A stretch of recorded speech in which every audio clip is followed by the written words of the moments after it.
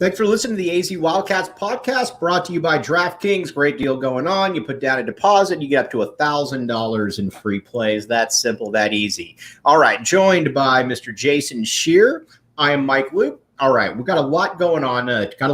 Today. First of all, some housekeeping. Scheer, you got a deal going on at Wildcat Authority coming up. What's the deal?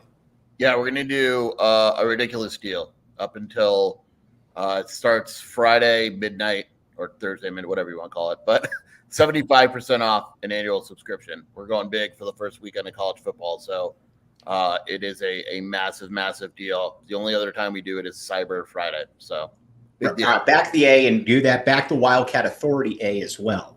Okay. A couple of things we've got to talk about. First, with football season here, I'd like to give a big thanks to everybody out there.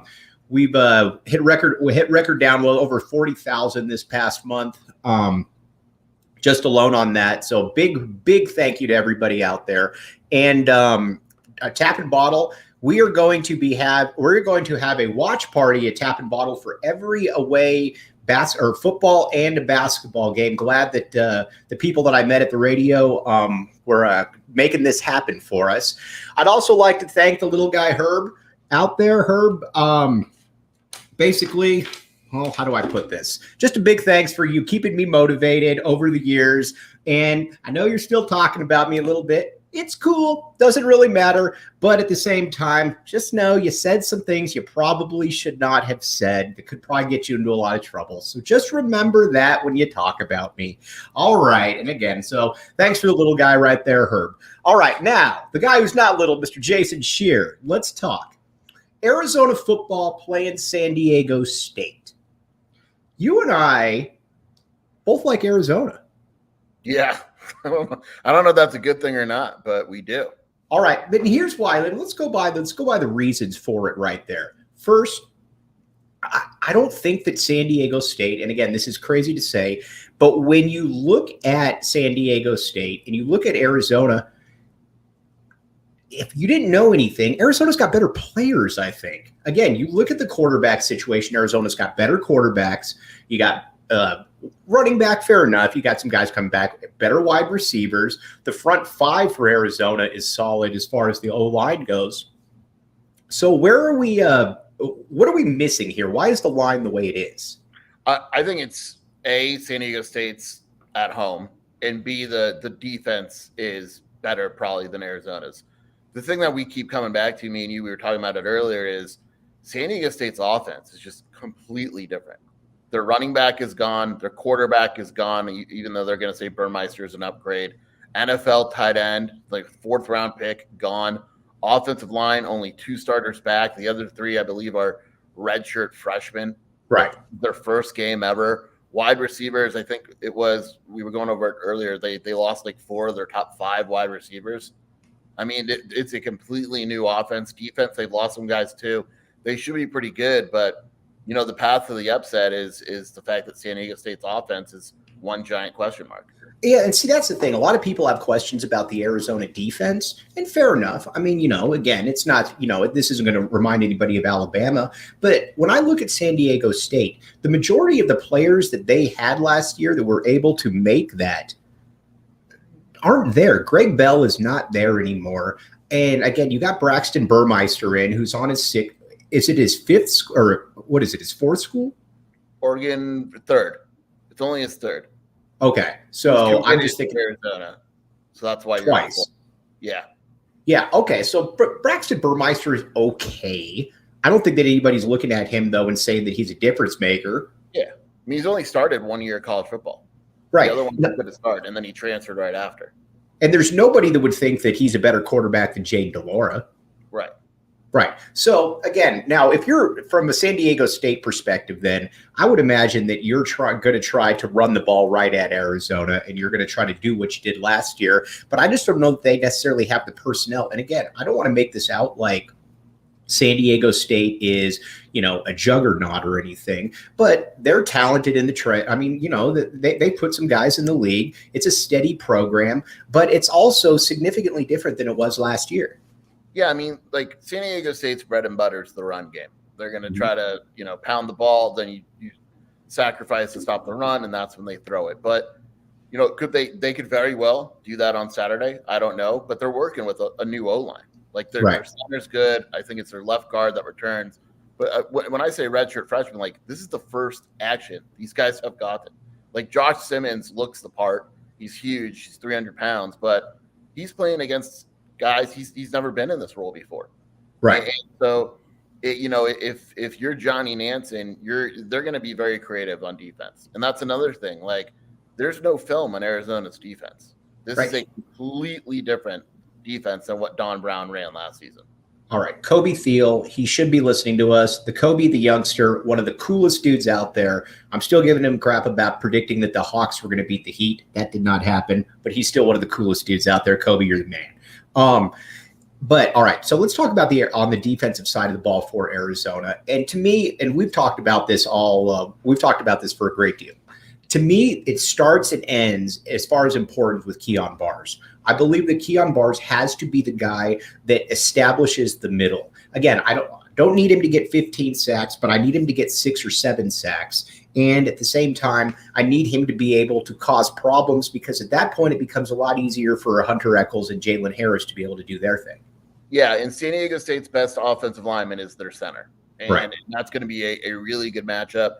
And if Bars can get going, if he can create momentum and push back, San Diego State's going to struggle with that line, because that's opening it up for mismatches with Arizona. And that's the key. You could probably say it every week, but if Arizona contains San Diego State's running game, like if it's just not going off with big runs or whatever it may be, I don't see how San Diego State wins. Like, I think San Diego State has to establish the run. I think Arizona knows that, and they're going to sell out a little bit for the run, because it's so important to what San Diego State wants to do offensively. Well, yeah, and on top of that, too, is that San Diego State, like I said, they just don't have the personnel that they did last year, and we'll continue to talk about that. But let's talk about who's lining up next to Keon Bars on the inside right there. You sent me the basketball video of Paris Shand, and you and I both know, I mean, the coaching staff is fairly confident in Paris Shand and Tia Savea, who we're going to get to in just a second. But Shand is an athlete, and he looks the part. I think that we're going to know fairly early on if he's really a football player, though, because he's got all the physical abilities and the physical tools to be able to make this happen. Like, I've gone to like AU tournaments with you, and I've said this guy's playing the wrong sport. Right. Like, I know, like Evan Batty comes to mind. I know he was a pretty good basketball player. Right. That guy with his footwork could have been an all-conference offensive lineman. Right. And Paris Shand, you see him as a basketball player. His footwork is fantastic for a guy his size. That means something. Like, I bet you he could play the offensive line. But defensive-wise, like, one of the best plays of camp was he jumped up, tipped the ball to himself, and intercepted it, which not many defensive linemen can do. He is a very good athlete, and he's a guy where you can tell when the coaching staff talks about him that, like, this is the year. This is the year where it's all kind of led up to this. He's developed. He's put on the weight. And this is the year where if Paris Shand is going to make an impact, we're going to see it this season. And they like him quite a bit. He's the starter. I know the depth chart had an or with Savea, but Shand's going to be the guy. Savea will play, but Shand's going to be the guy that gets the majority of those snaps. I get a lot of people that ask me about Tia Savea, again, the UCLA transfer, ex-4-star kid. And honestly, I don't know what to expect. He was highly rated coming out. He didn't play he was out for summer camp, obviously. What are we looking for from him to just be kind of that really good backup swing tackle? What does the coaching staff want from him? Yeah, I mean, he got hurt the last week or so, and he's come back this week. But I think the expectation is what Nansen said is probably about 20 to 25 snaps on Saturday if they can get that out of him. And ideally that grows because they want to have such a big rotation. But he's another athletic guy. He probably needs to get a little bit bigger. I think he's 290 right now. Probably needs to get a little bit bigger, and he'll get there. But he's another guy, very athletic, good motor. Just kind of has to get in probably a little better shape and a little acclimated because he did miss a chunk of camp. Yeah. All right. Now I'm going with my wild card. My pick to be a wild card to make the all-conference team or to at least be in the discussion, and that is Jerry Roberts. I think Jerry Roberts, if he stays healthy, maybe he's not all conference, but I think he's going to have a big season. You and I were sitting next to each other when I asked about Jerry Roberts to Coach Fisch, and you could tell, and we're going to get to Fisch's mannerisms here in a second, but you could tell that Fisch doesn't plan on Jerry Roberts leaving the field very much. Yeah, like Arizona, when we talk about defensive concerns, the first one's linebacker.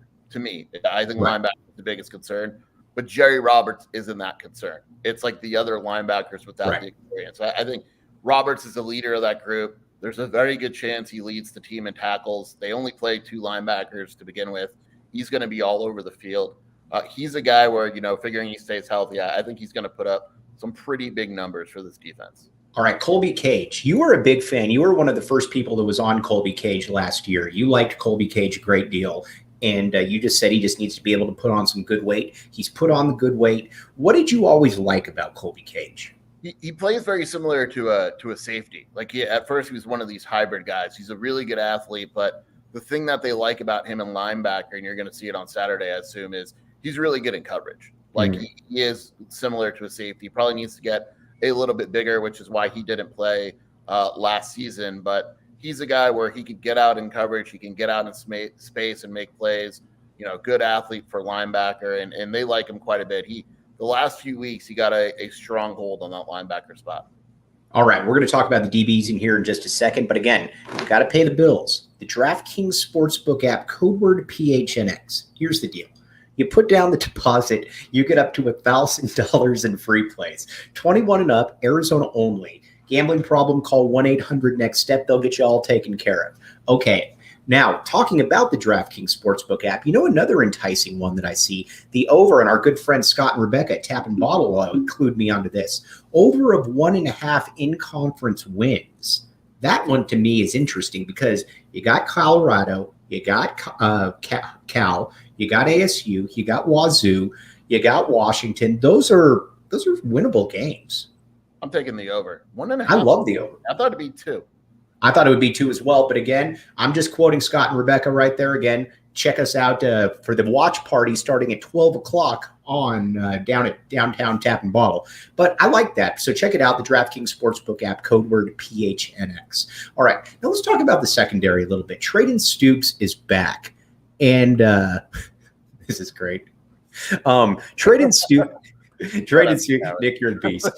Trayden Stukes is back, and I'm intrigued to see because by the end of the year, he was one of Arizona's best DBs last year. The question I have, though, is that he's not the guy, like when you look at a Tacario Davis or you look at a Ephesians Prysock, both those guys just kind of stand out athletically. When you look at a Christian Roland Wallace, not the fastest guy in the world, but he's a guy that you know what he's going to do. He's going to try to bump and run. He's going to try to get in your face.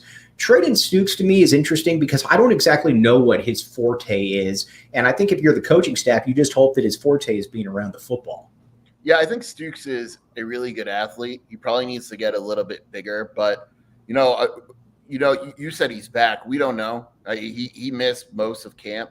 Right. And so I don't know if he's going to play. If he does play, I don't think it'll be like every down type of deal. Right.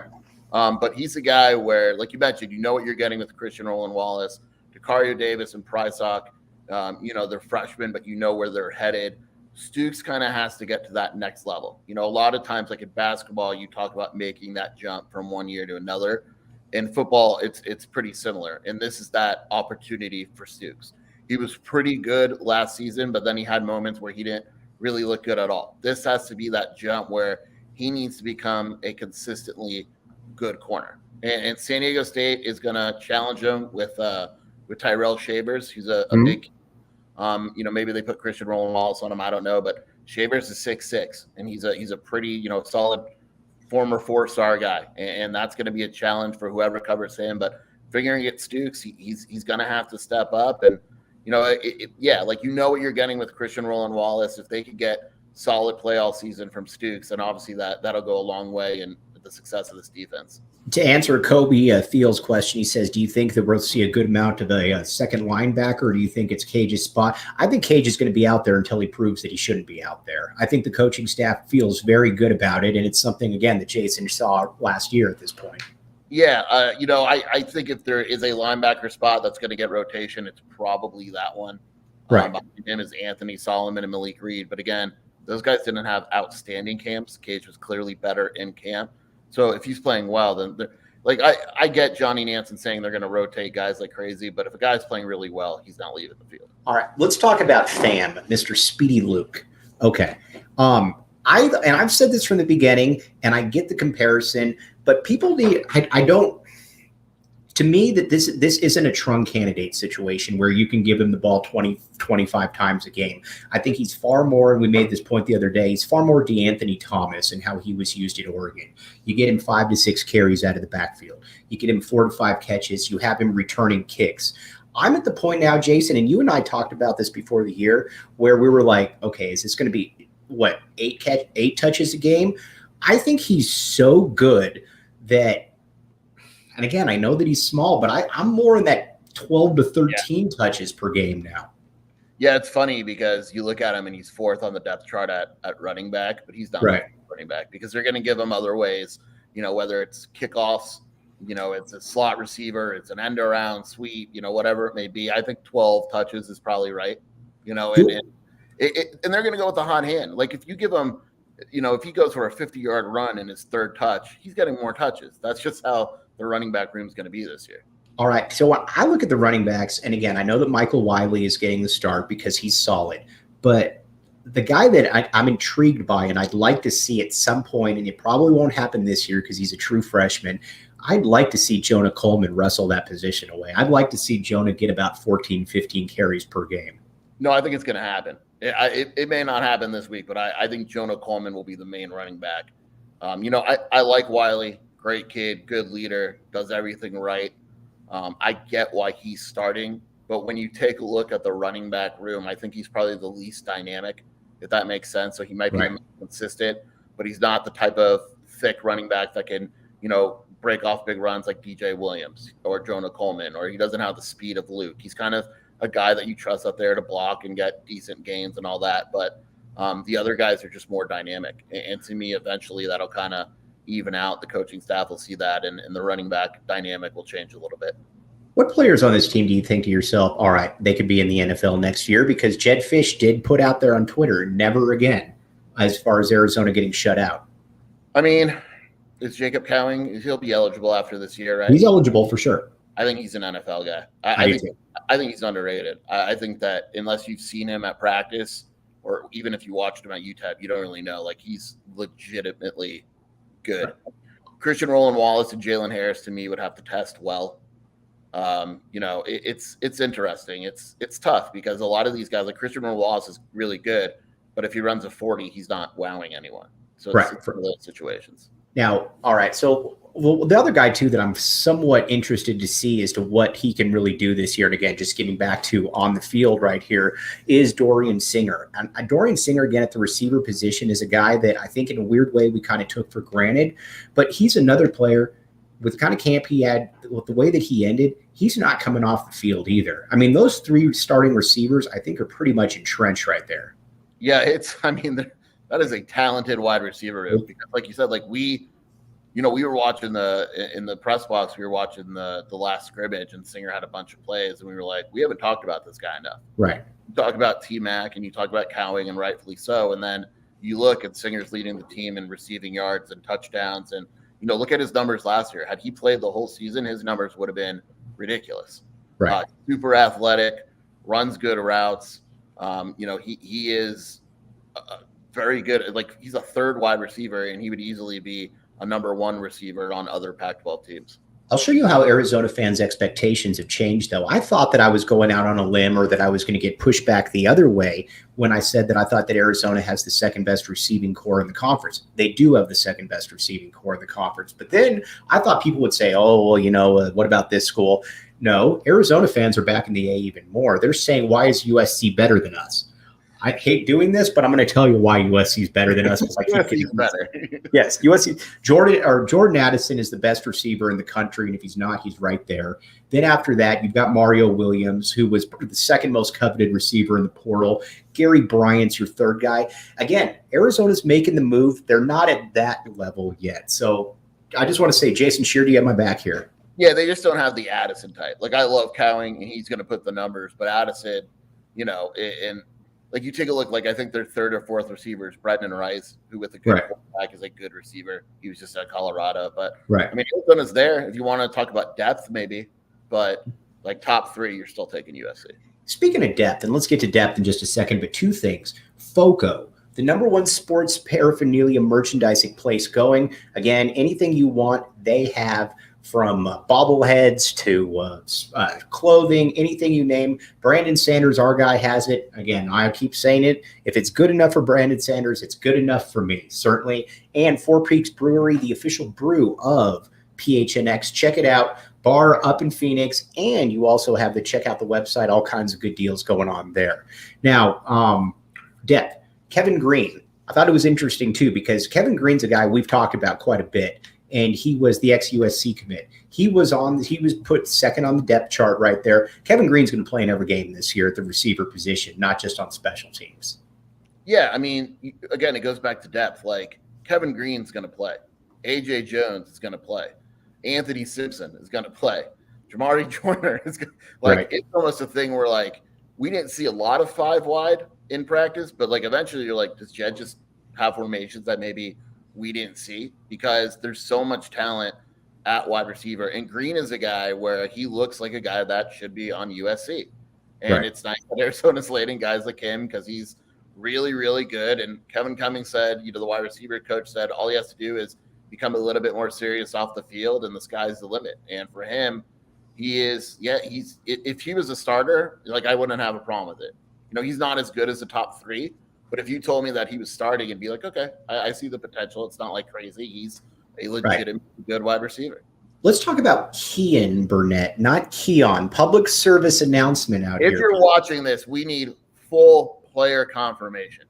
Yes, we do. Keon, but it is Keon Burnett. Oh, by the way, this goes to show you what a superstar Scheer is. My guy Nick's asking when Scheer's next pod is out during my pod. I love you. Shelby and I have to record it when the kids go to bed. All right, that's cool. All right. Now, let me ask you this, though, about Keon Burnett. And again, it is Keon until otherwise proved. What a weird way about him, I think he's every bit as talented as he was made out to be. And the one thing, though, I think that he might just take him a little bit more time because of the complexities of the tight end position when it comes to blocking. He didn't have a position coach in high school. My arrival date for when you see the real Keon Burnett is next year. Yeah, I would agree with that. And the thing is, I know Keon Burnett, he blocked in high school, but this is just a different animal. Like, you're blocking dudes that are much bigger. They have them lining out wide. They're going to try to use him. And I think he's going to be solid for a freshman, but I think he's going to be one of those top candidates to make that major jump from freshman to sophomore, where he's going to come in, be a lot bigger, stronger, faster, and really make that impact as a sophomore. But I don't want to, have people think he's a lost cause. That's not what we're saying. We're just saying that he'll be better as a sophomore than he will a freshman, especially when you look at that room. Like, Alex Lyons and Tanner McLaughlin are solid tight ends. Right. But Burnett's the guy, though, that has, I think, that all-conference potential when everything finally starts to reach it. All right. Now, before we switch over to basketball, we're going to talk about one of Mr. Henry Vasar, correct? Vasar. Now, and by the way, Nick, I'm just kidding with you, my man. This is Nick just messaged me. Super appreciate you and all your support. And you should be listening to Jason's podcast. If you're not listening to Jason's podcast, you're making a mistake. Yes, absolutely. Especially with Shelby. Shelby added the little spice that was needed right there. Right. So you got the knowledge, you got the intellect, and then you got a little bit of the seasoning right there with Miss Scheer. But all right, before we get to basketball, though, let's talk about how many wins on the season for the Cats, and are you back in the A to a win? I think I picked 5, so I'm going to stay consistent. I do believe Arizona is going to win this week. I think at the end of the day, San Diego State's offense just isn't there. I think I picked 24-20 Arizona. Okay. I'm going 24-17. I'm going for the A to cover the SDSU spread. Reverse cover. A reverse cover right there. And again, if you wanted to check it out, go to the DraftKings Sportsbook app, code word PHNX. You put down the deposit. San Diego State is a 6-point favorite right now. Scheer thought the line had moved. I told him earlier that it hadn't moved. It had stayed there. So, again, if you think that Arizona's going to win like we do, go in there. Or if you think that we're idiots and that you want to go with the John Canzano approach, go the other way. But either way, the DraftKings Sportsbook app makes some money off of that. All right, we're going to talk a little bit of basketball, a little bit of conference realignment here. By the way, people saying bring on, let's see here. After we beat those Aztecs, bring on Bama. I like that, dude. That's a different. 2030, they're playing Bama? 2030. Oh, man. Will Alabama be ready for Arizona by 2030? Nick Saban will likely retire just because he doesn't want to face Arizona. If he does retire in 2029, we know what's up. Yeah, I mean, Jedd Fisch to Bama. Rich Rod back to Bama. Yeah, Rich Rod to Bama. He kills it at Jacksonville State, and they bring him back. Okay, let's talk about Henry Vesar. Correct? Vesar. Okay. What really stuck out to me when we got to see him today, obviously 4 or 5-star Estonian basketball recruit, obviously coming in freshman, first time he got to meet with the media. He's got some pretty broad shoulders on him. He's going to be a guy that Chris Rounds is going to be able to put a lot of weight on. Yeah, he's a big kid. Like, there's no debate about his size. He's a big kid, and he's got a frame to put on weight and strength, and I bet you he's going to be able to do it pretty easily. But, yeah, I mean, as soon as he walked in the room, we're like, oh, okay. Who combines for more Fish to everybody's now Rich Rod in Nebraska, Fish to Nebraska. I love all of you. But let me ask you this. If you were to who combines for more points and rebounds this year? Umar Ballo or Sumland in Nebraska? All right, Kobe, come on. Who combines for more points and rebounds this year? Umar Ballo or Henry Vesar? Ooh. You know, I think by the end of the year, it's going to be Vesar. I think Umar's probably the better player earlier in the year. You know, Vesar is obviously a better prospect, but I think it might take him a little bit of time. But by the end of the year, I think it'll be Vesar. Do you think they end up playing both about 20 minutes per game, something like that? I think Umar needs to become a better rebounder. For a guy his size, you want to see him dominate the glass. And I still you kill Zoo for the tournament last year, and I get it. But when you take a look at Umar, like, he got pushed around too, and so you want to see those guys get more rebounds and step up. The difference, and that's a fair point, but it's a disingenuous point. I know you're going to say one has a bigger role than the other and all that. Well, I expect far more out of a Julius. It's like comparing you to somebody that doesn't know anything about it's like a local radio host or something. I expect more out of you. And it's the same thing with the Julius DeBellis right there. You expect Yeah, I get what you're saying. I'm just saying, like, if you're a big dude and you're Umar Ballo's height, you need to, like, go get a rebound. You know what I mean? Yeah, I agree with that. Like the Texas Tech game. I'm not the TCU game with the I don't remember his name. The big dude on TCU. Yes. I can't remember his name either, but I know you're talking a lot all year and then looks like, the Shaquille O'Neal against Arizona. Right. Now, let me ask you this then. So we got Umar Ballo, we got Henry Vesar. I believe that Vesar is a 2-year player. I think that people need to pump the brakes here a little bit here. Like when you and I first saw Lowry Markkanen come in, we were both like, all right, well, this is a pit stop for him. He'll be here for 1 year. Vesar isn't on that level. Vesar is an NBA prospect. He's just not, but again, he's not that super elite. Well, he'll be here a year and then he's going to be a lottery pick type. Yeah, and you also got to keep in mind, like, most international guys, when they come to college, they aren't coming with the belief that they're one and done. And like Vesar said today when I asked about college or international, why, he basically said college is better to develop.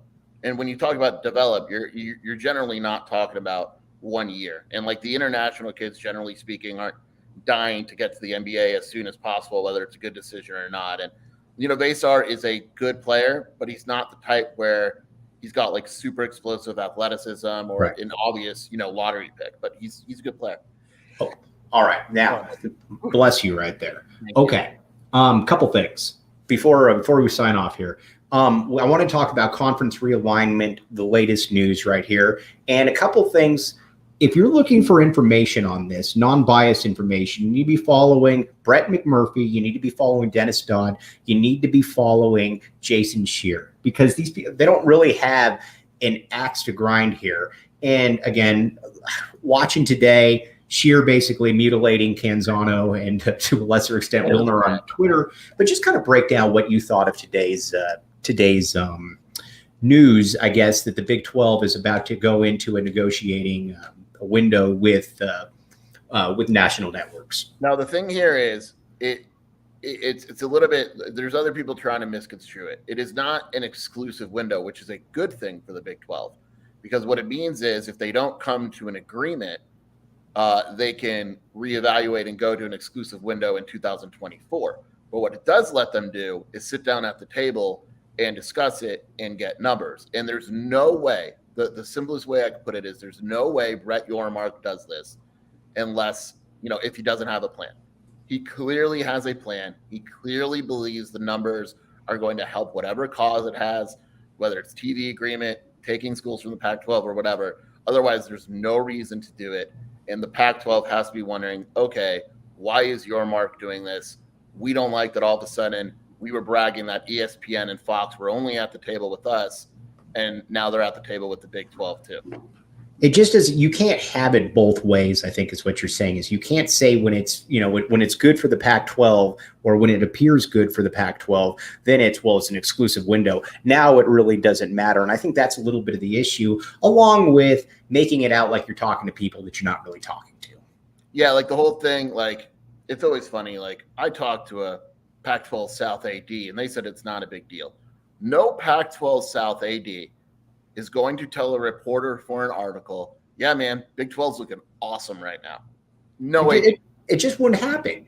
Can you imagine, like, I talked to one AD, like if you called Carol Foyt or the president or whatever it was, the AD, Mike Bowen, before they left the Big 10, if John Canzano was on the phone with him 2 minutes before, man, I love the Pac-12. We're here forever. Click, announcement. Like, it's just, they're never going to do it, ever. And it's so stupid. And nor should they. No, you can't. You're not allowed legally. You can't. Right. So, and again, I know Wilner doesn't look great today, but I will always say that to me, the distinction with Wilner, though, is that I don't believe he makes things up. He might get things wrong, but I don't think that he makes things up. That to me is the big distinction between the two. Yeah, I would agree with that. All right, Jason, you've been a man. You've been a leader of men. Now, before we sign off, you got a deal going on. Tell them where you can find the deal. Yeah, so wait till Friday. Wake up at midnight, stay up. 75% off annual subscription. We're basically giving it away, and we only do it once a year normally. We're doing it for the opening season kickoff, so take advantage of it. It is a really, really good deal. All right, now before we sign off, one thing though that we need to let everybody know: the Back the A movement. Anybody out there on Twitter that has not changed their background to Back the A, please do so if you are willing and able. But we have Jason Scheer promising that if Arizona beats San Diego State, he will change the background to Back the A. Is this correct? 48 hours. It's always been 48 hours. All right, 48 hours, but the 48 hours starts Sunday, so you have to have it for Tuesday. Yeah. You can change it on Tuesday. Change it for Tuesday once we start to turn to Mississippi State. I'll go one further. I'll do it after every win for 48 hours until Arizona loses. All right. At the 34:05 mark, I'm going to have our producers check this one. All right. Yes, Gilbert Rodriguez, great to see that you're doing that. Really appreciate it. We got to get this thing up to 1,000. All right, Scheer, as always, your boss. Tell Shelby I said hi, and we will talk to you soon. Sounds good, man. Thanks for having me. All right, everybody. And by the way, everybody out there, awesome interaction today. Appreciate you all. We will be back with you tomorrow. You have been listening to the AZ Wildcats podcast.